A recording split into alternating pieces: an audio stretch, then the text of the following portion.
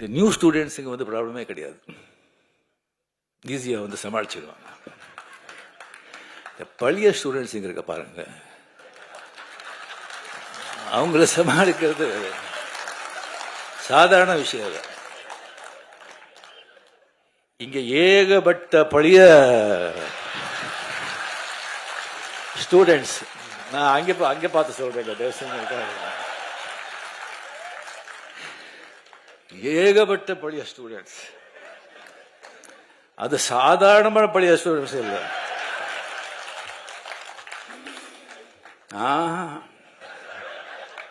அசாத்தியமானவங்க.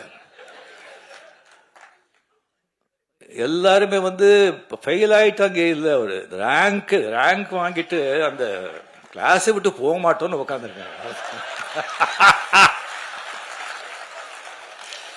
ஒருத்தர் வேண்டாங்க, துரைமுருகன் சொல்லி ஒருத்தர் இருக்காரு, கலைஞர் கண்ணிலேயே மருளிட்டு ஆட்டினவர் அவர். அவருக்கு ஏதாவது விஷயம் சொல்லி இப்படி போற, இப்படி பண்றோன்னே எப்படி இருக்கு, எப்படி நல்லா இருக்கு அப்படின்னு சொன்னா, அப்படியா சந்தோஷம் அப்படின்னு சொன்னா, அது என்ன நல்லா இருக்குன்னு சொல்லி சந்தோஷம் சொல்றாங்களா, எங்கடா இப்படி பண்றீங்கன்னு சந்தோஷம் சொல்றாங்களா, ஒன்றும் புரியாது. Stalin sir, hats off to you.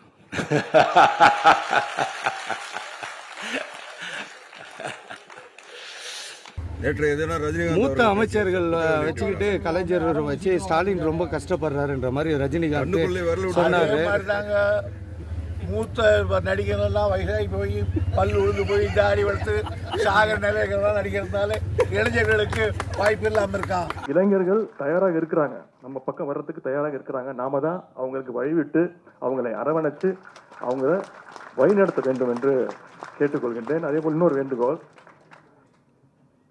வழிவிட்டு வழிநடத்தி கைப்பிடிச்சு கூட்டிட்டு போனோம்.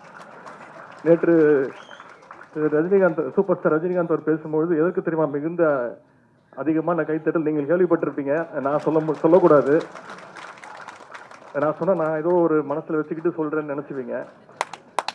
தொலைக்காட்சிகள்ல நீங்களே பார்த்திருப்பீங்க. ஓல்டு இஸ் கோல்டு தான்.